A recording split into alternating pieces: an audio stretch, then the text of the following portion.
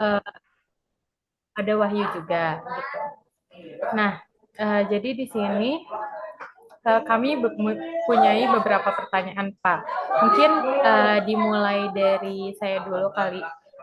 Pertama mungkin boleh Pak dari Bapak memperkenalkan secara singkat. Oke, Assalamualaikum warahmatullahi wabarakatuh. Selamat sore, salam sejahtera buat teman-teman semua. Sebelumnya terima kasih buat Fitri atas kesempatan dan kepercayaannya untuk kita bisa adakan diskusi atau sesi interview terkait kepemimpinan sore hari ini. Dan salam kenal untuk teman-teman semua yang hadir, ada Abi, Avandi, dan Wahyu. Saya dengan Rido Arfandetski, boleh dipanggil Rido, selaku Business Development Manager di PT Vimes 4.0 yang berlokasi di Batam. Kita kebetulan juga punya cabang di Cikarang, Bekasi. Mungkin itu sedikit pengenalan singkat dari saya, Fitri. Gimana kira-kira? Oke, terima kasih Pak. Selanjutnya nih kami punya pertanyaan. Mungkin bisa diceritakan Pak tentang latar belakang Bapak sebelum menjadi manajer dan apa yang menginspirasi Bapak menjadi seorang pemimpin. Ya, saya ini pertama kali yang buat terinspirasi buat jadi pemimpin itu karena baca satu buku. Dan saya kebetulan juga memang suka sejarah gitu ya. Nah, cuman kalau di luar daripada itu memang pertama kali untuk aktif di organisasi itu kebetulan di Karang Taruna. Karang Taruna itu organisasi sosial mitra pemerintah, mungkin juga banyak di Jakarta. Dan ketika saya semester 1 di kuliah, saya jadi ketua Karang Taruna di RW atau di komplek perumahan tempat saya tinggal. Nah, di situ beranggotakan sekitar 63 orang, anak-anak muda setempat yang berusia 15 sampai dengan 29 tahun pada saat itu. Dan saya sebagai ketua kala itu semester 1 berarti 18 tahun. Dan di situ saya learning by doing di Karang Taruna. Ketika kita memimpin rank usia 15 sampai 29 tahun tadi, ada yang lebih tua dan ada yang lebih muda dari saya dituntut untuk bisa mengarrange teman-teman untuk melakukan kegiatan-kegiatan yang tentunya positif yang berhubungan dengan program kerja Karang Taruna tadi. Jadi semua bermula pada organisasi tingkat sosial kemasyarakatan. Nah, kemudian saya nemuin satu buku. Buku ini judulnya mungkin teman-teman pada tahu itu Bung Karno yang nulis Cindy Adams, Penyambung Lidah Rakyat. Jadi saya baca buku itu, kemudian saya belajar banyak lah tentang bagaimana korelasinya Bung Karno menghadapi problematika sosial masyarakat tadi. Artinya memang kita belajar bagaimana Bung Karno mengelola negara, bagaimana beliau pemikiran-pemikiran luar biasanya, mengambil pemikiran-pemikiran dari Nietzsche, dari pemikiran Timur Marx, dan lain sebagainya. Tapi jauh daripada itu saya mengambil ilmunya, bagaimana beliau menghadapi problematika masyarakat yang relevan dengan kehidupan anak-anak muda hari-hari ini. Nah, itu yang saya pelajari. Kemudian buku kedua yang saya baca itu ESQ. Jadi memang ketika kita jadi pemimpin, perbendaharaan wawasan ataupun pengetahuan kita harus luas. Sehingga kita bisa jadi pemimpin yang progresif, kita tahu kemana kapal ini berlayar, dan kita bisa bawa tujuan daripada teman-teman yang ramai itu tadi. Nah, itu bermula dari situ. Kemudian saya berjalan di kampus juga aktif di organisasi, tingkat kampus, UKM, dan lain sebagainya. Pada saat itu pernah saya ditawarin jadi presiden mahasiswa oleh teman-teman BEM. Tapi karena saya menjadi ketua Karang Taruna dari sebelumnya RW kemudian kelurahan, dan di tahun yang sama saya juga sedang ikut beberapa lomba baik secara pribadi ataupun di Karang Taruna di tingkat daerah maupun nasional. Jadi saya nggak bisa pada saat itu jadi presiden BEM atau presiden mahasiswa. Diledekin sama teman-teman, kenapa kok mau aktif di organisasi tingkat kampung, nggak mau aktif di kampus gitu kan. Ya, itu salah satu bentuk pilihan saya dalam mengabdi gitu kan. Karena ketika pada organisasi di level masyarakat itu kan grassroots, artinya dampak yang kita lakukan itu dirasakan langsung oleh teman-teman generasi muda dan juga warga-warga sekitar melalui program-program yang tentunya banyak berkorelasi lah. Contohnya yang pada saat itu happening dan viral adalah ketika saya yang kebetulan jurusan teknik elektro mengajarkan anak-anak di kompleks saya itu sekitar 18 orang membuat prototipe robot. Nah, jadi robot ini yang kemudian dipamerkan pada saat setiap 17 Agustusan.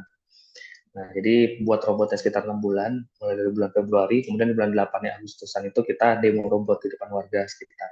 Kita ngerjain anak-anak SMP. Jadi pada saat saya kuliah, saya ngajarin anak-anak SMP bersama teman-teman untuk buat prototipe robot. Nah, itu happening banget. Dan juga kita ngajar anak-anak buat augmented reality. kemudian juga bagaimana mereka ya hal-hal yang berhubungan dengan olahraga, mungkin seni yang karang taruna banget lah gitu kan. Jadi saya mikirnya seperti itu. Sampai pada 2019 saya diundang untuk bertemu dengan Bapak Presiden Joko Widodo pada saat itu kan. Jadi itu salah satu pilihan kenapa saya mungkin di kampus ambilnya 50% porsinya saja, kemudian 50% saya ambil di masyarakat. Nah, ketika saya lulus kuliah, saya bekerja di salah satu perusahaan multinasional, itu PT Epson Batam. Nah, jadi engineer pada saat itu. Jadi memang dari bawah juga pada saat kerja pertama kali. Tapi ya itu tadi, pemimpin yang baik adalah anggota yang baik. Pemimpin yang baik adalah pengikut yang baik, gitu kan. Dan tolak ukur pemimpin yang baik itu sebenarnya bukan umur, kalau menurut pandangan saya, gitu. Tapi adalah pembentukan diri. Karena leader itu tidak dilahirkan, gitu, tapi diciptakan. Karena memang sejatinya kan manusia itu dilahirkan untuk jadi pemimpin, tapi skop kepemimpinannya itu harus dibentuk dan diciptakan, gitu kan. Muhammad Al-Fatih naklukin Konstantinopel itu di umur 21 tahun, gitu. Nah, jadi mungkin itu sekilas dan kebetulan di umur saya sekarang 26, 27, gitu, saya jadi manajer salah satu perusahaan, itu berdasarkan pengalaman dan juga hal-hal yang udah kita lewatin. Kalau di dunia teknikal memang untuk jadi pemimpin perusahaan harus kita menguasai dulu basicnya gitu kan, main base-nya terkait cara, kebetulan perusahaan saya buat robot, jadi saya harus benar-benar menguasai dan itu pengalaman yang pernah saya dapatkan di perusahaan sebelumnya. Nah, itu juga bergantung banget sama connection, relasi pertemanan, dan reputasi yang kita jaga. Mungkin itu sedikit prolog yang memotivasi kita untuk apa ya, untuk grow, untuk progresif, dan untuk terus maju gitu. Karena pemimpin itu adalah melayani gitu. Kalau kita ingin jadi pemimpin hanya ingin dilayani, that's salah. Itu ada kesalahan pertama dalam mindset kita atau dalam semiotika kita dalam menanggap kepemimpinan itu tadi. Mungkin itu sedikit di awal Putri.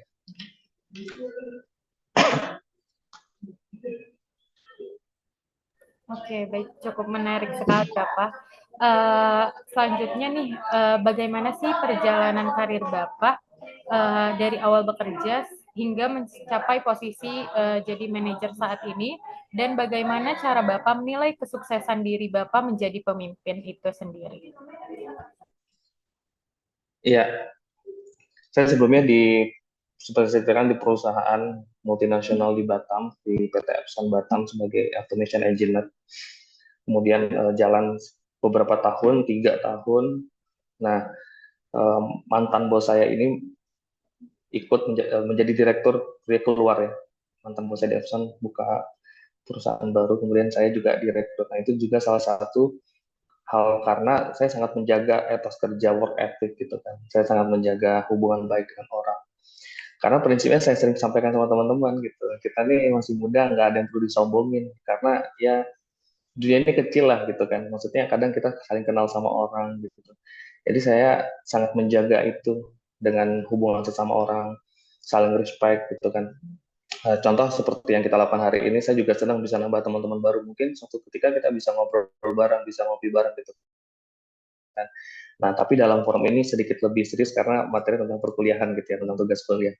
Jadi memang ketika kita diminta untuk mulai diri saya sendiri, itu adalah apa ya, sebuah challenge bagi saya karena menjadi pemimpin adalah challenge ketika bagaimana bukan menjadi lebih baik dari orang lain, tapi menjadi lebih baik daripada hari-hari sebelumnya atau ketika kita pernah melakukan tugas A, lalu kita mendapat tugas B, bagaimana kita bisa melakukan tugas B itu lebih baik. Nah, mungkin banyak orang salah beranggapan bahwa pemimpin itu adalah hanya skop-skop yang level tinggi. Tidak, di level-level sederhana kita pun juga pemimpin. Bukan berarti harus kita jadi pengusaha baru pemimpin. Ketika kita bekerja sebagai profesional, mungkin teman-teman juga di sini kan akan bekerja sebagai profesional dulu kan sebelum nantinya bisa akan berbisnis sendiri gitu. Nah, ketika kita bekerja di ruang lingkup profesional, pasti ada kalanya kita harus mengambil keputusan-keputusan teknis. Bagaimana keputusan teknis itu kita ambil dengan tepat, itulah yang perlu tadi perbendaharaan pengetahuan baik tentang teknikal, mungkin juga tentang manajemen gitu. Nah, itu hal-hal yang krusial dalam pengambilan keputusan, manajemen resikonya, manajemen konflik dan sebagainya. Sampai pada akhirnya kita dipercaya untuk dapat skop kepemimpinan yang lebih tinggi daripada hari ini. Oke.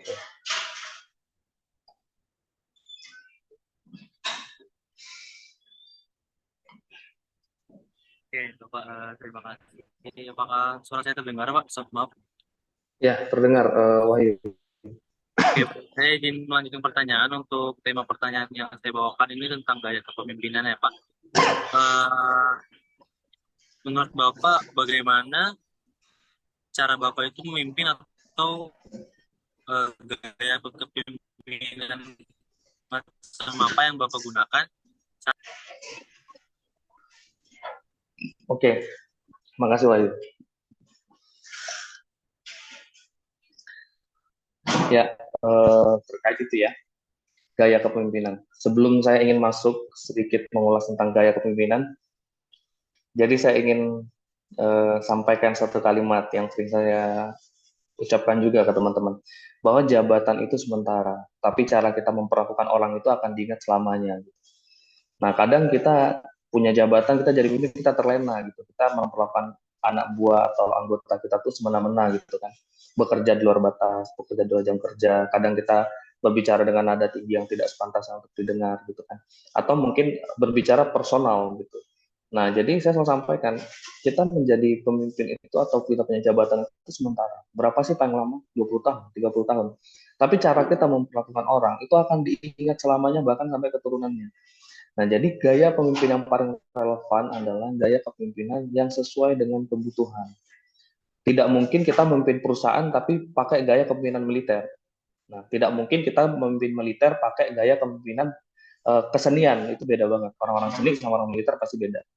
Jadi gaya kepemimpinan yang paling bagus adalah yang sesuai dengan yang dibutuhkan atau sesuai dengan esensi daripada konsensus bersama. Contoh misalnya, ada organisasi militer. Gaya kepemimpinan dibutuhkan adalah kepemimpinan yang alfa, kepemimpinan yang dominan, kepemimpinan yang detail dan teknis. Nah, kalau kita memimpin pada tingkat misalnya perguruan tinggi, kepemimpinan yang dibutuhkan adalah pemimpin yang mengayomi, pemimpin yang mendidik, gitu kan. Jadi esensi atau dari konsensus bersama daripada tujuan kelompok tadi, nah bagaimana pemimpin ini bisa mengakomodir itu yang penting banget.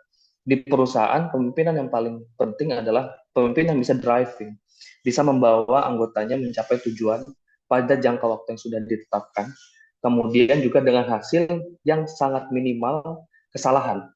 Nah, itu kalau di tingkat perusahaan. Dengan pertimbangan resiko dan pertimbangan konflik yang akan datang itu sudah harus dipertimbangkan oleh level manajemen atau level manajerial. Jadi itu adalah basic idea bahwa pemimpin yang paling ideal adalah pemimpin yang bisa mengakomodir kebutuhan daripada esensi atau tujuan kelompok atau konsensus yang ia pimpin. Mungkin itu. Oke, baik. Terima kasih Bapak. So, intinya tuh gaya kepemimpinannya tuh harus disesuaikan dengan kebutuhan gitu ya Pak. Iya, betul. Oke, nah apa dengan gaya kepemimpinan yang Bapak jelaskan tadi itu sudah sesuai belum dengan lingkungan bekerja Bapak saat ini? Ya, jadi sebagai manusia, sebaik-baiknya pun kita, bahkan teladan-teladan kita terdahulu ya, Nabi dan Rasul pun sebaik-baiknya pasti ada yang tidak suka gitu kan. Jadi sesuai atau tidak sesuainya itu kembali lagi bagaimana kita menjaga keharmonisan di ruang kerja. Jadi jangan sampai teman-teman kerja tapi hatinya kan nggak senang gitu. Teman-teman kerja tapi hatinya nggak mood. Nah, apalagi sekarang kan udah beda beda era lah gitu, beda generasi gitu kan. Kita harus ngejaga banget karena ketika teman-teman ini bahagia, ketika tim kita itu dalam kondisi yang prima, lebih mudah buat kita capai tujuan yang kita mau gitu atau tujuan yang tim ini harapkan. Artinya kesesuaian itu mungkin atau penerimaan orang terhadap kita tidak bisa sepenuhnya karena kadang kita nyampaikan itu sudah baik, tapi tetap aja ada orang yang tidak setuju atau tidak suka lah secara personally atau mungkin secara idenya beda dengan kita. But it's normal, itu normal.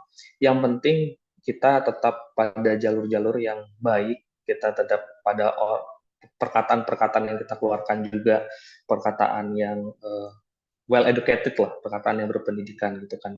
Karena kan apalagi kalau pada perusahaan besar yang kita pimpin juga pasti orang-orang berpendidikan. Nah, jadi kesesuaian itu atau keselarasan dalam memimpin, saya kira selagi masih mencapai tujuan dan kita masih berniat untuk menjaga keharmonisan daripada work ethic atau lingkungan kerja kita, itu masih baik. Nah, terlepas daripada ada yang suka atau tidak suka, itu tidak bisa kita paksakan. At least kita masih berada pada jalur itu.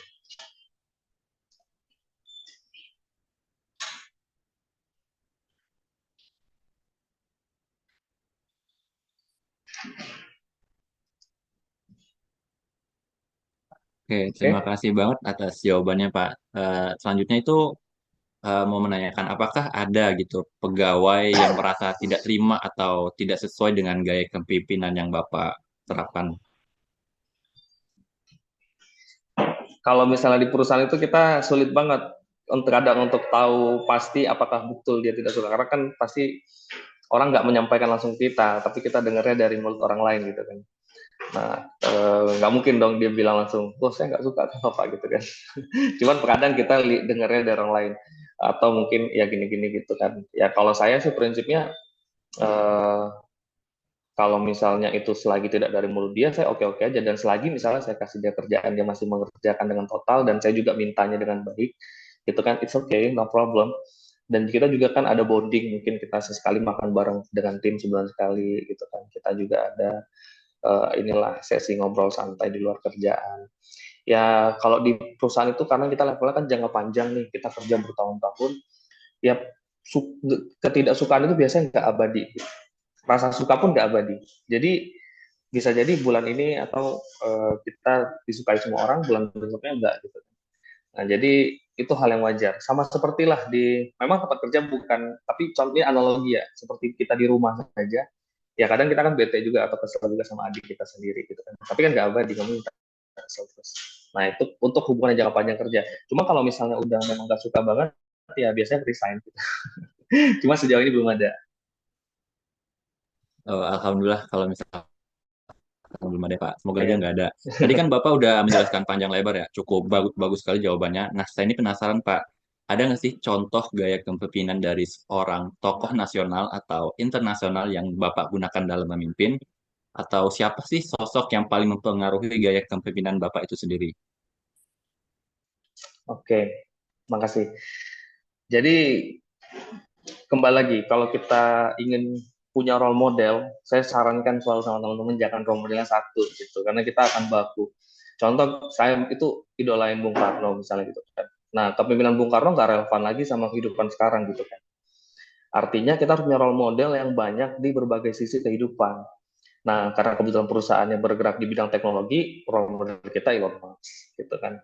Elon Musk ini kan memang jago banget lah dari segi marketing, branding, dan juga pengambilan keputusan strategis perusahaan. Itu kalau di bidang teknologi. Di bidang bisnis pun juga kita ada beberapa mungkin Warren Buffett gitu kan. Elon Musk juga hebat gitu. Nah, kemudian kalau di tokoh nasional ya, ya yang kita idolakan tuh Habibie gitu, karena memang beliau yang advance di teknologi, dan Batam pun juga beliau yang uh, develop gitu kan, beliau yang bangun dari segi perencanaan untuk jangka panjang. Artinya kita harus punya beberapa role model gitu dari berbagai segmen segmen yang kita ingin jalani gitu kan, atau mungkin kalau dari segi tokoh sejarah itu kan ada banyak banget ya. Ya selain Nabi dan Rasul kita ya tentunya, mungkin kalau itu kan sudah pas nomor satu. Ada beberapa contoh mungkin bagaimana ini tokoh-tokoh nasional kita gitu yang bisa kita jadikan contoh mungkin dalam ketika memimpin organisasi atau memimpin perusahaan. Nah, kalau biasanya ketika kita pada ruang lingkup perusahaan, itu kita harus punya tuh di satu perusahaan siapa sih role model kita yang dekat banget. Contoh misalnya nih salah satu CEO-nya atau salah satu ini yang bisa kita jadikan contoh, karena kita kan sering berinteraksi dengan beliau, jadi kita tahu nih cara beliau gitu. Punya satu role model saja, namun ada beberapa yang sesuai dengan segmentasi yang kita butuhkan, kira-kira seperti itu. Oke, terima kasih ya Pak. Role modelnya sangat-sangat memang mempengaruhi banget sih Bung Karno dan Habibie. Lanjut mungkin ini Pak, kita masuk ke tema itu keterampilan, kepemimpinan, serta komunikasi dan motivasi. Yang mana di dalam sebuah lingkungan pekerjaan itu kan pasti memiliki beberapa kondisi yang kurang kondusif ya, seperti terjadinya perbedaan pendapat atau konflik itu. Nah, bagaimana sih cara Bapak itu mengatasi sebuah konflik yang terjadi pada perusahaan Bapak? Bisa berikan contoh yang pernah terjadi nggak di dalam perusahaan Bapak tersebut? Ya, mungkin contohnya konfliknya itu antar ini desainer dan ini gitu kan. Kalau di level perusahaan itu konflik biasanya terjadi karena sistem yang belum baik. Nah, itu biasa pemicu konflik paling awal. Contoh yang seharusnya flow-nya seperti ini, tapi si A melakukannya ini, si B melakukannya seperti ini. Mungkin karena sistemnya belum sempurna. Nah, jadi sebagai seorang manajemen, kita yang pertama kita gali itu adalah sistemnya bagaimana nih. Kita back to kembali ke tracknya lagi. Relnya udah bagus belum? Nah, kalau relnya belum bagus, berarti antar gerbong keretanya itu yang belum bagus. Kita cari ini di mana masalahnya, apakah ada masalah personal antara A dan si B, gitu kan. Sebelum kita dudukkan mereka bersama, kita harus gali informasi sebanyak-banyaknya. Karena kalau bisa kita ini jangan gegabah gitu kan. Kadang kita emosional banget langsung panggil, nanti kita dengar mereka itu kalau menurut saya emosional dan gegabah. Kita harus take time dulu kan untuk gali informasi. Kira-kira kenapa gitu.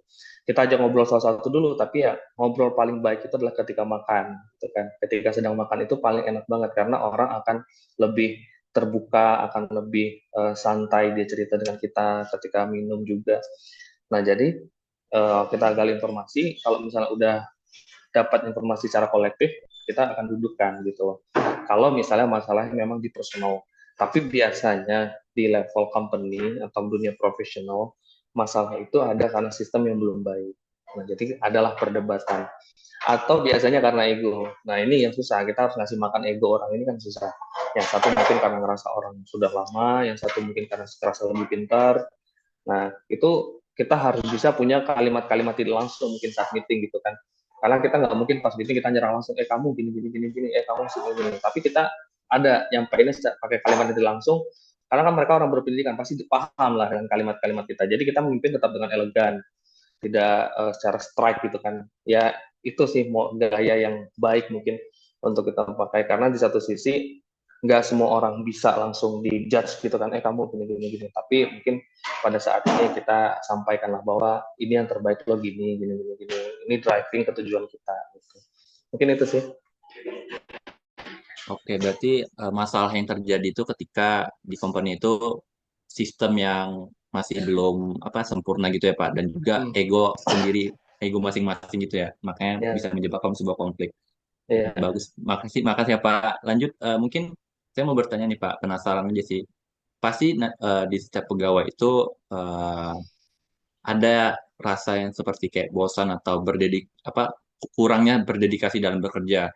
Nah, Ya, sebagai seorang pemimpin, bagaimana sih cara Bapak memotivasi para karyawan Bapak gitu ketika ada yang mengalami hal-hal tersebut?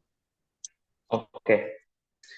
Jadi orang yang kehilangan motivasi itu biasa kehilangan tujuan jangka panjang. Nah, itu adalah hal yang fundamental.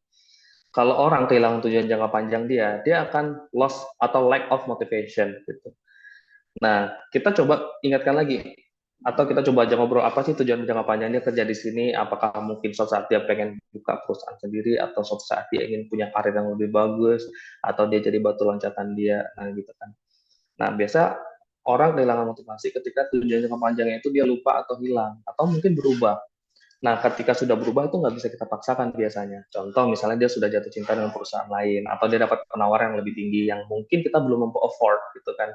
Nah, itu biasanya nggak bisa kita paksakan di dunia profesional. Dan saya pun juga dapat ilmu dari senior saya, kalau orang mau pergi jangan ditahan-tahan dan jangan dipersulit gitu kan. Karena itu adalah urusan dapurnya orang, urusan karirnya orang gitu.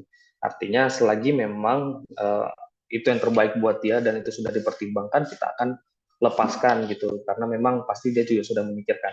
Tapi kalau misalnya dia belum ada tujuan lain, cuman dia kehilangan semangat, ya biasa kita ajak ngobrol, kita ajak keluar gitu kan, ajak ini bareng lah, apalagi tim kita gitu. Atau biasa kalau di sini kita ajakin bisnis trip, kita ajakin keluar kota bareng gitu.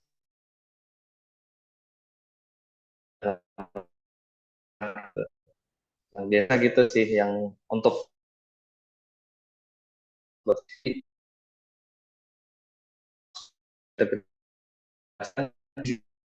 itu jauh nanya kan. Nah, itu dan kedua itu harus fokus, memang harus memotivasi karena Pemimpin itu menjaga banyak orang, mengayomi mungkin ratusan orang, rambutnya doang yang sama hitam, isi hati. Jangan sampai kehilangan, bingung kemana, kita nggak tahu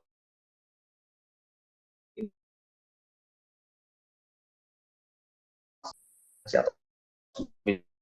Misalnya memang dulu kita yang lebih energik, kita yang share energi positif kita gitu. Jadi energi itu nggak bisa dihilangkan, tapi bisa ditransformasikan. Kan kira seperti itu. Baik, terima kasih ya Bapak. Sangat terjawab sekali pertanyaan jawabannya. Oke, Baik Pak, apakah suara saya terdengar? oke, terdengar Avandi. Baik Pak. Gini Pak, menindaklanjuti dari pernyataan Bapak mengenai bonding ya.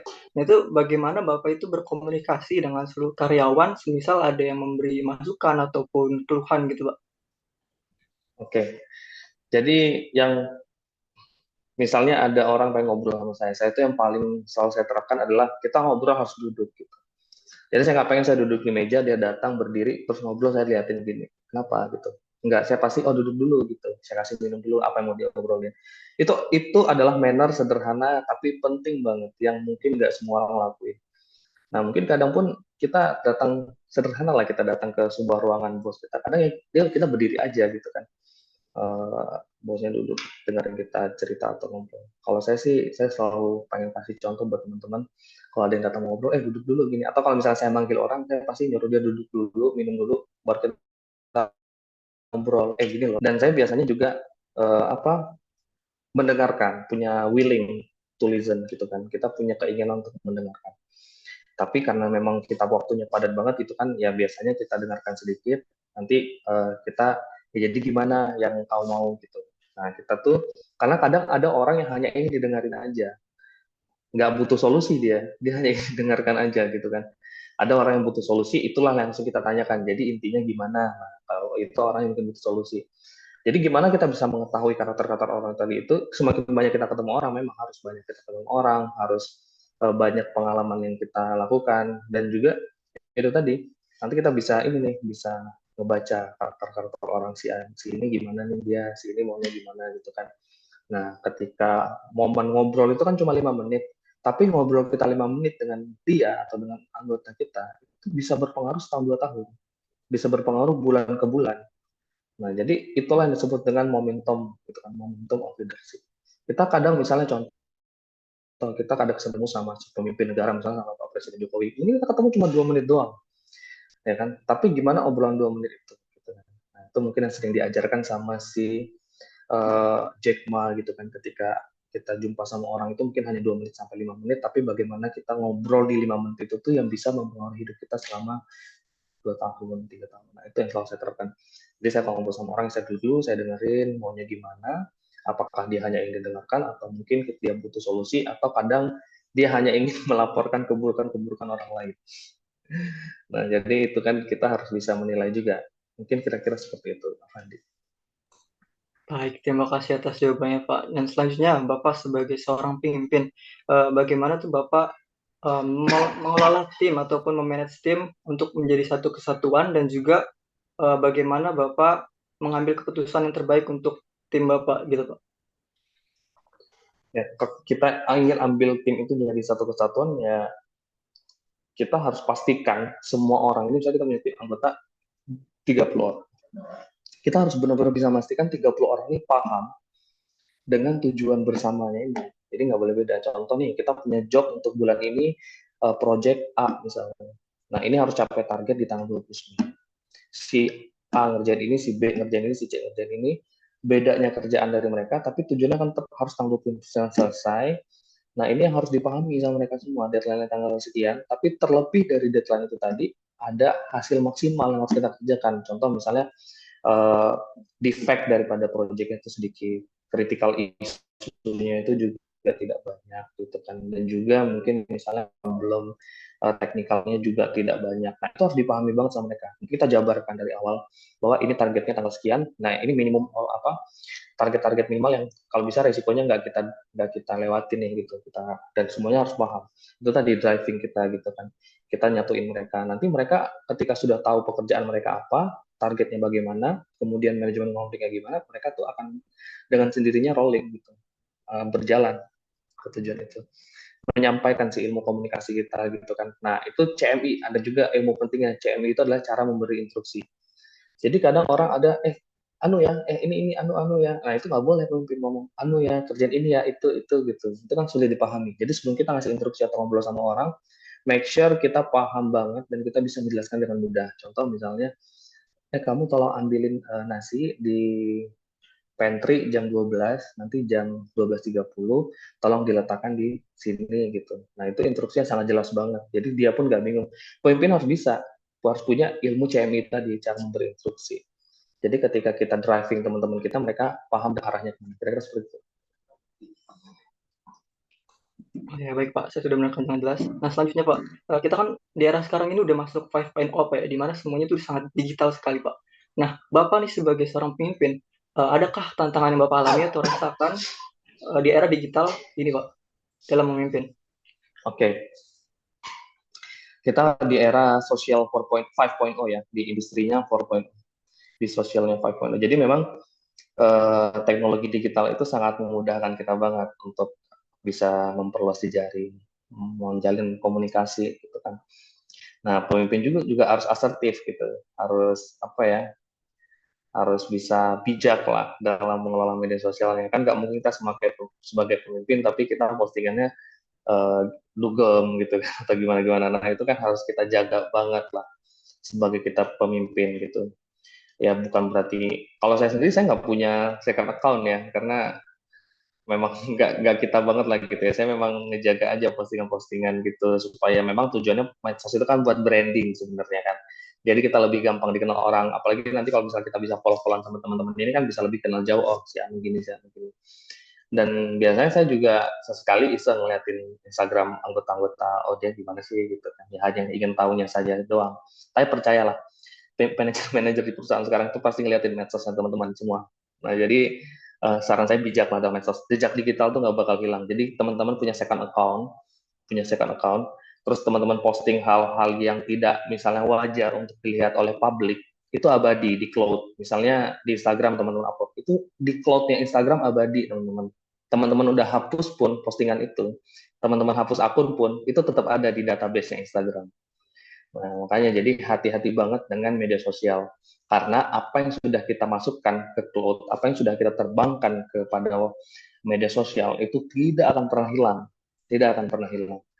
Nah, itu akan menjadi datanya mereka. Dan kadang pemerintah pakai itu. Gitu. Apalagi nanti mantau teman-teman akan berhubung hal-hal yang lebih tinggi gitu kan. Jadi saya pun juga sering sampaikan, hati-hati aja kalau pakai media sosial, jangan terlalu gimana-gimana banget. Kita tetap bijak lah, gunakan aja untuk branding media sosial itu, jangan untuk mendegradasi diri kita. Apalagi kita kan well educated, kita kan punya kesempatan untuk menempuh pendidikan yang mungkin tidak semua orang punya kesempatan itu. Jadi sebagai elitis dalam pendidikan, orang yang punya kesempatan untuk pendidikan, ya kita harus bisa mengakomodir atau menyampaikan bahwa media sosial ini mari kita manfaatkan untuk personal branding, untuk memudahkan kita dapat teman baru atau proyek-proyek baru di masa yang akan datang. Saya kira itu.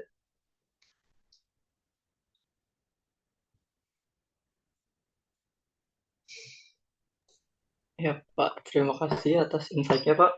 Dan untuk mungkin 3 atau 2 pertanyaan terakhir Pak ya, apa sih nasihat Bapak untuk pemimpin generasi ke depannya dan juga kualitas apa yang menurut Bapak yang harus dimiliki oleh seorang pemimpin di masa depan Pak? Oke, pemimpin itu luas banget, tapi saya ingin pada ruang lingkup yang spesifik. Hal yang harus dimiliki pemimpin di masa yang akan datang adalah 2 ilmu. Yang pertama ilmu mengenai teknologi, yang kedua adalah ilmu mengenai ekonomi.